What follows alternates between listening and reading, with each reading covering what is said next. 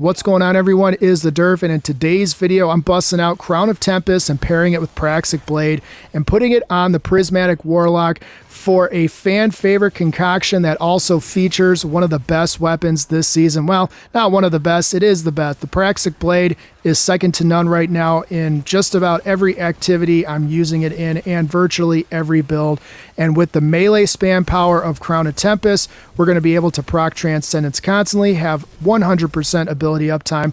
We'll be able to regenerate our health with Devour, generate weakening, as well as proccing weakening bursts if we so choose with our Praxic Blade. So if you've been looking for an alternative to your arc grenade spam build, this is the build for you. Let's go.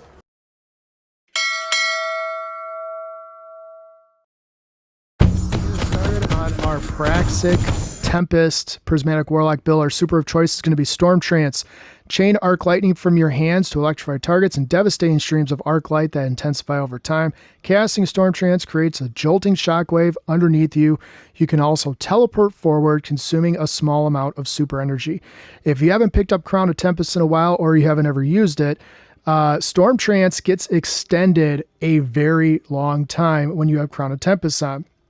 Typically speaking, Storm Trance lasts, I don't know, maybe 15, 20 seconds, somewhere in there.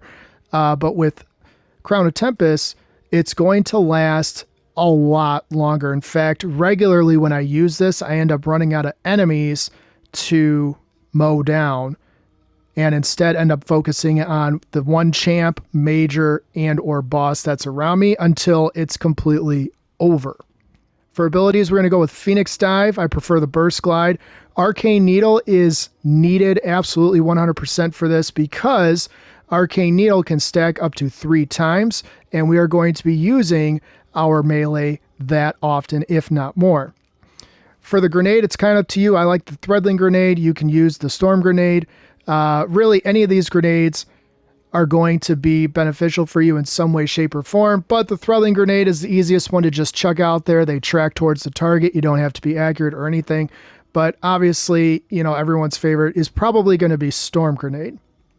For aspects, first up is Lightning Surge. While sliding, activate your charge melee ability to blink forward, calling down lightning strikes that jolt targets as you materialize. Targets that are hit by your lightning strikes grant you stacks of bolt charge.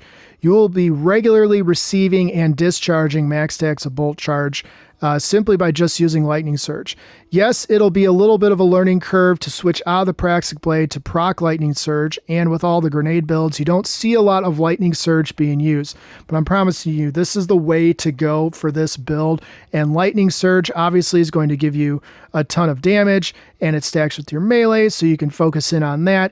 And then also beneficial, it gives you 3 fragment slots. And remember, Lightning Surge also stuns overload champions.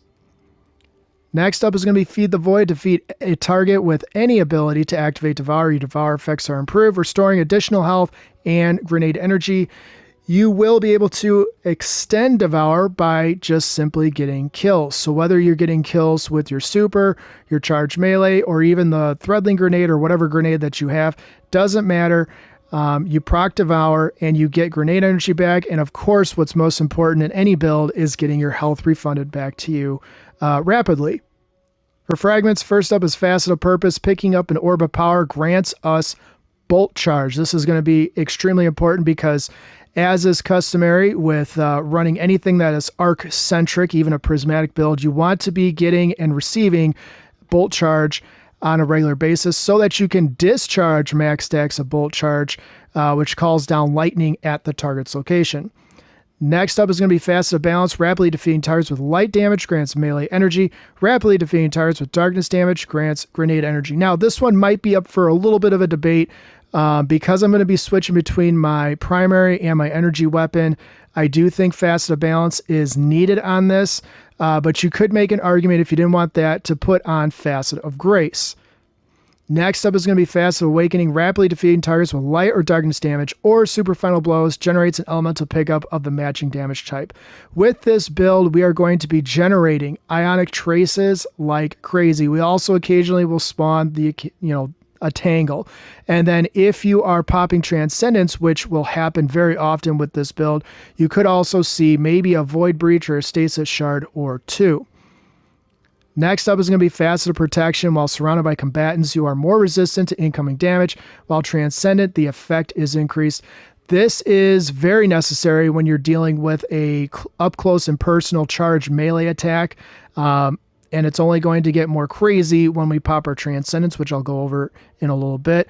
But getting a bit of damage resistance while you are surrounded by combatants, since you are purposely running into a large area of combatants, is kind of non-negotiable. Next up is going to be Facet of Honor. Collecting an elemental pickup or destroying a tail grants Transcendence energy of the same type. Plus 10 to melee here. That's, what we're all about. Again, we're going to be getting ionic traces all the time, so our light energy bar for our Transcendence is going to be going up pretty rapidly.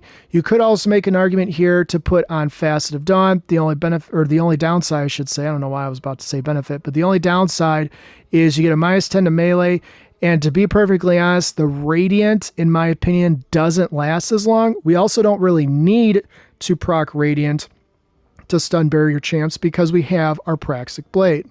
For abilities, I recommend focusing on super, weapons, and melee. Melee you want to have as high as possible. Super, you'd like to get that, well over 100 to try to get some extra damage out of Storm Trance. You're not going to level the world with Storm Trance. I get it. It's not the most powerful super, and I'm by no means endorsing it as such, but any extra damage you can get from that is going to be beneficial to you. And then, of course, you want your weapons to be at least at a 100. Try to get that as high as possible if you want. If you get to 100, the benefit from 100 to 126, which is where you see me at, it's not going to be that noticeable. So you could also take those stats once you get to 100 and dump them into your melee or super to pump them up even higher. For weapons, first up, and primarily the only one up, is going to be our Praxic Blade. All the rage of the current season, and for good reason. This thing hits extremely hard and does huge single target damage, especially even on bosses. I recommend equipping this thing with Hyperblade so you can proc Amplified simply just by guarding. Make sure you put on Impact Core because every strike that you do that's a melee strike is going to grant you stacks of Bolt Charge. And then I recommend putting on Balanced Form for the health regeneration and, of course, the rapid final blows granting ammo. You could make an argument to put on Offensive Form. Of course, you see here it's embarrassing, but it is the facts. I don't have Offensive Form unlocked yet, but landing 3 melee or throw attacks grant ammo to this weapon, increases damage against bosses and vehicles. This could be relatively important depending on the activity you're running in, but I think Balanced Form is still the way to go for the Praxic Blade. For the energy weapon, I highly recommend popping on Psi Eterna. Its ideal role is going to be Jolting Feedback with Trickle Charge, and then for the enhanced weapon mod, you can put on a lot of different things. You can put on Stun Loader, you can put on Synergy, you can put on Counterbalance, Backup Mag. I prefer the Backup Mag just because I want more in my magazine, but it really is up to you, preferential to however you do it. But with Jolting Feedback, obviously it gives your Pulse Rifle, which already stuns overloads because of the artifact, even more potency to further add. So when you're in activities where champs are harder to stun by default, Jolting Feedback comes to your aid on top of it being a Pulse Rifle. For the heavy weapon, I highly recommend Submersion or at least a combat bow in general. Combat bows can stun unstoppable champions, which is going to be super helpful when you're going through endgame style activities that have unstoppables, because with arc-centric builds, you don't really have a way to do that. I guess you could pop Transcendence and throw your grenade and wait for it to freeze and kind of partially stun them and hope that you can whittle their health way down before they break out of it. Otherwise, just put on a combat bow. Submersion is quite honestly, I think, one of the best options, if not the best option as far as combat bows go. You want it with Chill Clip and Autoloading Holster because Chill Clip is essentially going to insta-freeze any enemy you fire at it, so long as you're not spamming the bow with its version of rapid fire shots. So I haven't talked much about it in a while, but Crown of Tempests used to be one of my go-to exotic armors, and for good reason. You get refunded ability energy simply by just jolting and using your arc abilities, which is super helpful. And with Lightning Surge, it's almost impossible to not get your abilities refunded very quickly. And of course, you can stack on top of that. So let's talk about conduction times. When you have an arc ability equipped, arc ability or jolt final blows increase the recharge rate of your abilities and extend the duration of Storm Trance. Now, arc abilities, of course, when you're thinking about it, anything that's arc related, so Storm Trance, Lightning Surge, all those things count as arc abilities. But if you want to be double sure, you can always pop on over here. I did do some testing and it doesn't really change anything. Switch over to the arc grenade just to be double sure, and you'll see exactly what I mean. But increasing the duration of Storm Trance is the big thing here, along with the recharge rate of your abilities in general. But the main thing here is being able to spam our arc melee, not our arc melee. We want to be able to spam our Lightning Surge, our charged melee Lightning Surge. When we do this, we'll be able to stack on top of other things within the armor, which we can talk about here in a second, which will in turn help us get our super back, which isn't super necessary for, a roaming super. Weapon damage is going to be, enough for what we need, but it really does help you retain constant ability uptime, which is very important. For armor mods, go ahead and spec into whatever general armor mod that you need. In the helmet, go ahead and put on a special ammo finder since we're using the Praxic Blade and Sciaturna. You can put on a hands-on mod, but you can also throw on like a super mod. You can throw on another siphon mod. You can throw on heavy ammo finder, whatever works best for you. And then I recommend at bare minimum, make sure you put on a kinetic siphon. For the gauntlets, put on triple heavy-handed because, again, we're going to be spamming our Lightning Surge like crazy, and that is going to help us generate orbs of power, which will in turn just add to the effect of Crown of Tempests by giving us our abilities back faster. For the chest armor, go ahead and spec into at least one elemental resistance in each of the three selections. And then for the legs, put on Better Already because it gives you immediate health. Put on Double Absolution because, again, you don't care how fast you get your abilities back. You just want them all back, and Double Absolution will help you get there faster. For the class item, make sure you put on the class font. One orb pickup gives you plus 20 to your class ability, which for me is going to be a dismal 33, but every little bit helps. And then every time that you proc it, make sure you have on Reaper so that you get a free orb of power with your next weapon final blow. And I'm sure it goes without saying, but make sure you put on Outreach so it reduces your melee cooldown when using your class ability. For the artifact, go ahead and spec into whatever weapons mod that you want, but I highly recommend putting on Unstoppable Bow and Overload Pulse Rifle. In the second column, put on Expert Handling and Elemental Siphon for increased ionic traces. In the third column, yes, you can put on Power from Pain because we're going to be able to proc Devour simply by using our Praxic Blade. Make sure you put on Kinetic Synthesis so that your kinetic weapon damage, rapid final blows, generate unique ammo bricks. Collecting these bricks increases ammo regeneration for your special ammo weapons and your heavy weapons. In the fourth column, make sure you put on Dielectric because we're going to be debuffing everything with arc damage. And then put on Counter Energy for when you're going to be going up against champs. And put on Singularity Blade when you have a Void Elemental buff. Melee and sword hits weaken targets, while melee and sword final blows create a weakening burst. So on top of being able to jolt targets, you'll also be able to create weakening bursts simply by just using the Praxic Blade. And of course, when you do that, you grant yourself another way to get Devour. In the fifth column, I've been messing around with Elemental Orbs Arc, but you can put on Kinetic Rupture if you so choose. And Sword Storm combo, kind of a staple on all of these sword-centric builds because of the penumbral blades. So one of the reasons, probably the only reason that this build hits so hard is your ability to spec into armor archetypes. Now, if you're looking for armor archetypes for this, Paragon will spec you into super with a secondary of melee, and then hopefully you can get a good roll with the tertiary being in weapons. If you do this and you get all T5s, right off the bat, you're going to get 150, 125, and I think it's 100. Yep, 100 in weapons. So already you're going to have triple 100s, and you can obviously put on armor mods further for that. So that's pretty cool if you get lucky enough to get three Paragon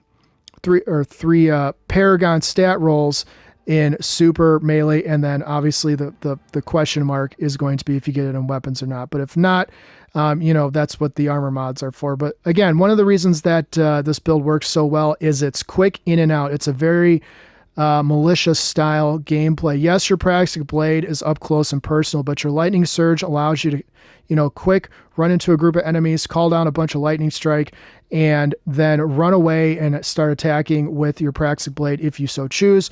Or if you're stunning that champ, you can switch back to your Praxic Blade and just absolutely liquefy it with virtually no effort. Praxic Blade, enjoy it while it's still as powerful as it is, and I'm obviously doing that. A lot of my videos, almost all my videos, I think, have Praxic Blade in it so far, one shape or another.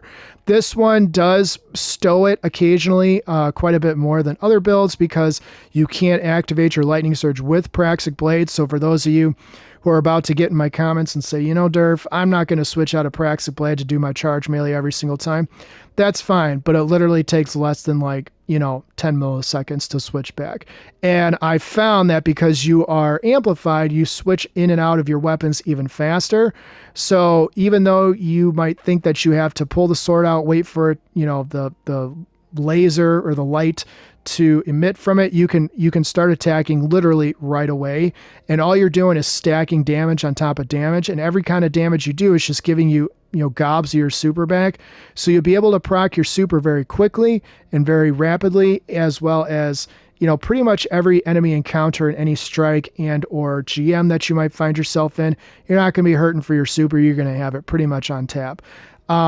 The flip side to that is getting your melee back, because your melee is reliant on getting your ability or your elemental pickups and your orbs of power. Make sure you're picking up your orbs of power, and you really shouldn't have an issue.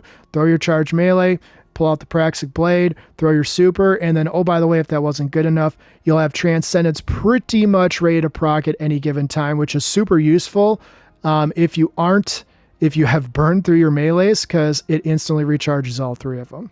So anyways, if you guys did find anything helpful with this video, please consider liking and subscribing. If you know a guy out there who is looking for a way to justify getting away from grenade-centric builds, since they're all the rage this season, feel free to share this video with them or send them my way. My goal is to help as many people as possible. As always, I will have a dim link in the video description, and if by chance you guys are looking for a non-toxic gaming community, highly recommend jumping into my Discord. People are doing tons of activities together. Of course, people are farming the dungeon. People are still trying to get through the raids with the new rotations of, the new style GMs. People are doing those. And of course, everyone's still farming their, God roll T5s, including me. I'm still not there with all my armor even. So anyways, I'm going to switch over to some more gameplay, and then I will wrap it up. So the gameplay loop is very straightforward. Use your Lightning Surge to proc some Volt Charge and get yourself amplified. From there, use your Praxic Blade, do another Lightning Surge, swap through your weapons. However you want to do it will get you to where you want to be. You will constantly be amplified. You'll be printing orbs of power. And then when you proc Transcendence, you can continue to spam your Lightning Surge virtually endlessly. And remember, your damage slows down the Transcendence degeneration bar, so that you can keep going over and over and over again, which is really useful during really busy activities. So anyways, hopefully you guys liked the video. Let me know in the comments what you think or what you might change to fit your style. Thanks as always for your support. I will see you guys next time. Take care.